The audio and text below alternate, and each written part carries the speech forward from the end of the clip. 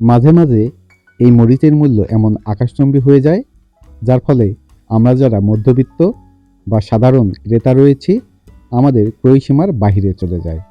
তাই আমরা খুব সহজেই আমাদের ছাদ বাগানে, ব্যালকনিতে বা বাড়ির আঙিনায় মরিচ চাষ করতে পারি। হ্যালো ফ্রেন্ডস, আসসালামু আলাইকুম। আশা করি সকলে ভালো আছেন। দেশ এবং দেশের বাইরে যে যেখান থেকে আজকের এই ভিডিও দেখছেন, গ্রিন গার্ডেনিং কেয়ারের পক্ষ থেকে আপনাদের সকলকে জানাই আন্তরিক প্রীতি ও শুভেচ্ছা। ডিয়ার ভিউয়ার্স, আজকের এই ভিডিওতে আমি মরিচ গাছের এমন 5টি যত্ন বা পরিচর্যার কথা বলবো, যে 5টি যত্ন বা পরিচর্যা আপনার মরিচ গাছগুলোতে যদি সঠিকভাবে করতে পারেন তাহলে দেখা যাবে আপনার ছাদ বাগানে বা ব্যালকনিতে বা বাড়ির আঙিনায় থাকা মরিচ গাছগুলোতে প্রচুর পরিমাণে মরিচের ফলন হবে। তাই ভিডিওটি অত্যন্ত গুরুত্বপূর্ণ হতে চলেছে।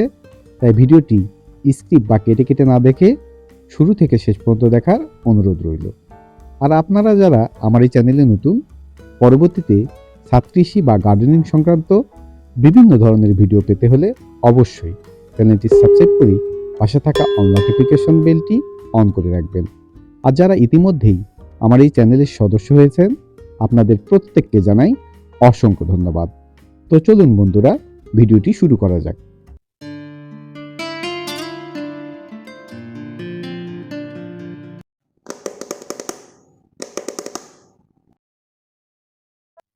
প্রিয় সবুজপ্রেমী বন্ধুগণ, মরিচ গাছ রোপণের জন্য কি ধরনের টব নির্বাচন করব, কোন ধরনের মাটি মরিচ গাছ রোপণের জন্য একেবারেই পারফেক্ট এবং সে মাটি আমরা কিভাবে প্রস্তুত করব, এ নিয়ে বিস্তারিত একটি ভিডিও আমার চ্যানেলে আগে থেকেই আপলোড করা আছে। আপনারা যারা ভিডিওটি দেখেননি সময় করে ভিডিওটি দেখে নেবেন। আজকের এই ভিডিওতে মরিচ গাছ রোপণের পর থেকে যে সকল যত্ন বা পরিচর্যাগুলো করলে দেখা যাবে মরিচ গাছে অধিক পরিমাণে ফুল আসবে এবং সে ফুল থেকে অধিক পরিমাণে মরিচ সেট হবে, এ নিয়ে বিস্তারিত আলোচনা করার চেষ্টা করব। তো মরিচ গাছের যে 5টি যত্ন বা পরিচর্যা এই সময় করতে হবে, এর মধ্যে প্রথম যে যত্ন বা পরিচর্যাটির কথা বলবো সেটি হচ্ছে মরিচ গাছের বয়স যখন 15 থেকে 20 দিন হবে, অর্থাৎ মরিচ গাছটি যখন বৃদ্ধি হতে শুরু করবে তখন মরিচ গাছের উপরের অংশটি পিঞ্চিং করে দিতে হবে।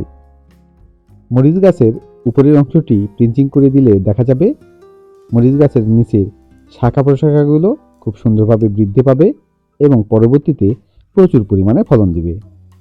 আমার এই গাছটির বয়স 25 দিন। এতেই দেখুন গাছের উপরের অংশে কি পরিমাণে ফুল এসেছে। তবে এই ফুলের আশা করলে চলবে না। এই ফুলগুলো নিতে গেলে দেখা যাবে মরিচ গাছের নিচের অংশের বৃদ্ধি একেবারেই ব্যাহত হবে। তাই ধারালো কোনো অস্ত্র দ্বারা বা হাত দ্বারা মরিচ গাছের মাথার অংশটি পিঞ্চিং করে দিতে হবে এবং গাছের টবের মাটি থেকে অবশ্যই 5 থেকে 7 ইঞ্চি জায়গা পরিমাণ কোনো রকমের শাখা প্রশাখা বা কোনো ধরনের পাতা রাখা যাবে না। এই শাখা প্রশাখা বা পাতা রাখলে দেখা যাবে গাছের নিচের অংশে বিভিন্ন ধরনের ছত্রাকের আক্রমণ হতে পারে এবং অতিরিক্ত শাখা প্রশাখা থাকলে দেখা যাবে গাছটির সঠিক বৃদ্ধি হবে না এবং ফলনও অনেকাংশে কমে যাবে। ডিয়ার ভিউয়ার্স, এইবার দ্বিতীয় যে পরিচর্যাটির কথা বলবো সেটিও বেশ গুরুত্বপূর্ণ। আর সেটি হচ্ছে যখন মরিচ গাছের বয়স 20 থেকে 25 দিন হবে, অর্থাৎ মরিচ গাছটি যখন বৃদ্ধি হতে শুরু করবে তখন মরিচ গাছের টবের মাটিতে একটি নাইট্রোজেনযুক্ত তরলজৈব সার প্রয়োগ করতে হবে। এক্ষেত্রে সরিষার খোল পচানো তরলজৈব সারটি অথবা সবজির খোসা ভেজানো তরলজৈব সারটি পানির সঙ্গে মিশিয়ে টবের মাটিতে প্রয়োগ করতে হবে। টবের মাটিতে প্রয়োগ করার পূর্বে অবশ্যই টবের মাটিগুলো আলগা বা ঝুরঝুরে করে নিতে হবে। এইভাবে আলগা বা ঝুরঝুরে করে নেওয়া হয়ে গেলে তরল জৈব সারটি এই গাছের টবের মাটিতে প্রয়োগের উপযোগী হয়ে উঠবে। আমি এক্ষেত্রে এই সপ্তাহে আমি সরিষার খোল পচানো তরল জৈব সারটি প্রয়োগ করছি, আর পরের সপ্তাহে আমি সবজির খোসা পচানো তরল জৈব সারটি প্রয়োগ করব। সরিষার খোল পচানো তরল জৈব সারে রয়েছে প্রচুর পরিমাণে নাইট্রোজেন, ফসফরাস এবং পটাশিয়াম। এই তরল জৈব সারটি গাছের সঠিক বৃদ্ধিতে এবং পরবর্তীতে প্রচুর পরিমাণে ফুল ও ফলন পেতে বেশ সহায়তা ভূমিকা পালন করে থাকে। এইবার তৃতীয় যে পরিচর্যাটির কথা বলবো সেটি হচ্ছে যখন মরিচ গাছে ফুল আসবে বা ফুল আসার আগ মুহূর্তে একটি মিশ্র জৈব সার প্রয়োগ করতে হবে। তো চলুন বন্ধুরা দেখে নেওয়া যাক কি সকল মিশ্র জৈব সার প্রয়োগ করব, সেটি কিভাবে প্রয়োগ করব এবং কি পরিমাণে প্রয়োগ করব সেটি দেখে নেওয়া যাক। মরিচ গাছে এই মিশ্র জৈব সারটি প্রয়োগ করার পূর্বে অবশ্যই আমাদের দেখে নিতে হবে সেই টবের মাটিতে কোনো ধরনের আগাছা আছে কিনা। যদি আগাছা থাকে তাহলে সেই আগাছাগুলো আমাদের উঠিয়ে ফেলতে হবে। আগাছাগুলো উঠিয়ে ফেলে নেওয়া হয়ে গেলে আমাদের টবের মাটিগুলো একটু আলগা বা ঝুরঝুরে করে নিতে হবে। আর এই আলগা করে নেওয়ার সময় অবশ্যই আমাদের দেখে নিতে হবে যেন টবের মাটি একটু ময়েশ্চার বা ভেজা ভেজা ভাব থাকে। একেবারেই শুকনো বা ড্রাই অবস্থায় থাকলে দেখা যাবে মরিচ গাছের অনেক ফিডার রুট ড্যামেজ হয়ে যেতে পারে। আমি এই 5 লিটারের প্লাস্টিকের বোতলের জন্য নিয়েছি 10 গ্রাম পরিমাণ হাড়ের গুঁড়ো, 10 গ্রাম নিয়েছি শিংকুচি, 10 গ্রাম নিয়েছি নিমখৈল এবং 10 গ্রাম নিয়েছি সরিষা গুঁড়ো এবং এর সঙ্গে নিয়েছি 1 গ্রাম পরিমাণে SOP অর্থাৎ সালফেট অফ পটাশ এবং 2 গ্রাম পরিমাণে নিয়েছি ম্যাগনেসিয়াম সালফেট।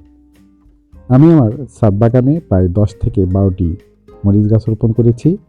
এই মরিচ গাছগুলোতে এই মিশ্র জৈব সারগুলো প্রয়োগ করার জন্য আমি 7 থেকে 8 দিন আগে এই মিশ্র জৈব সারগুলো একসঙ্গে মিশিয়ে একটি বস্তার মধ্যে রেখে পানি ছিটিয়ে ছায়াযুক্ত স্থানে রেখেছিলাম 7 থেকে 8 দিন, যাতে করে এই মিশ্র জৈব সারগুলো যেন ভালোভাবে কম্পোস্ট হয়ে যেতে পারে।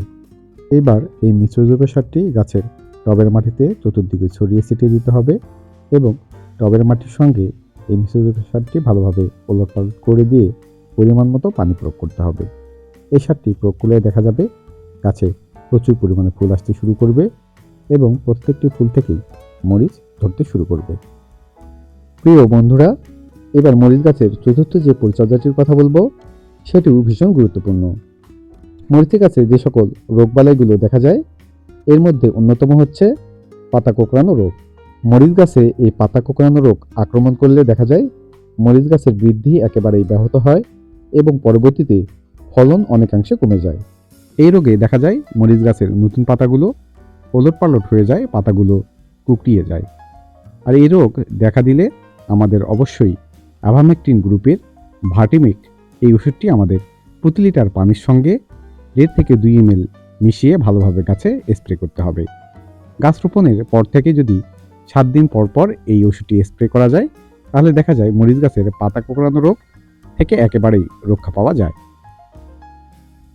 এইবার পঞ্চম ও শেষ যে পরিচর্যাটির কথা বলবো সেটি হচ্ছে অনেক সময় দেখা যায় মরিচ গাছটি সঠিকভাবে বৃদ্ধি হলেও পরবর্তীতে ফুল আসতে চায় না।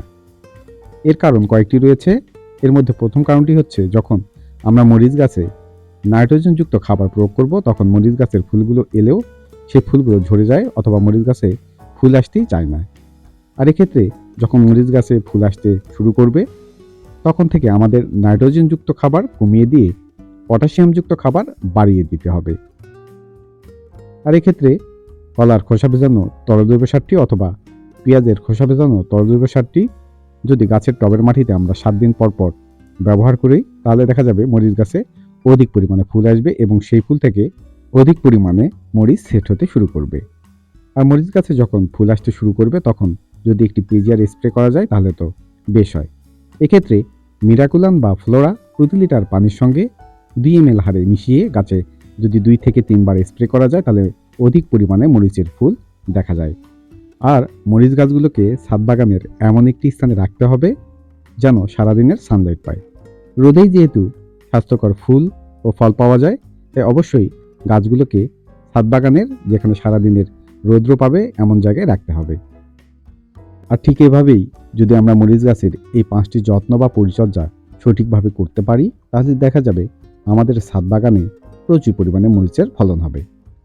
তাই আসুন আমরাও ঘরে বসে না থেকে আমাদের বাড়ির আশেপাশে ফাঁকা জায়গাগুলোতে কিছু সবজির বীজ বা চারা রোপণ করি এবং এগিয়ে যাই দৃঢ়চিত্তে সবুজ করার প্রত্যয়ে।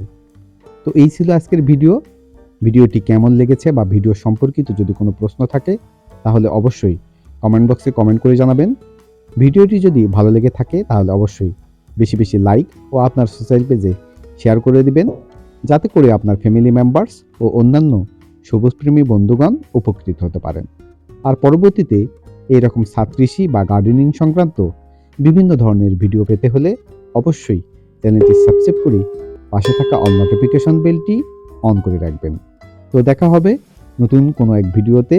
সেই শুভকামনায় সবাই ভালো থাকবেন, সুস্থ থাকবেন, গ্রিন গার্ডেনিং কেয়ারের পাশে থাকবেন এবং প্রিয় ছাদ বাগানের গাছগুলোর যত্ন নেবেন। আল্লাহ হাফেজ।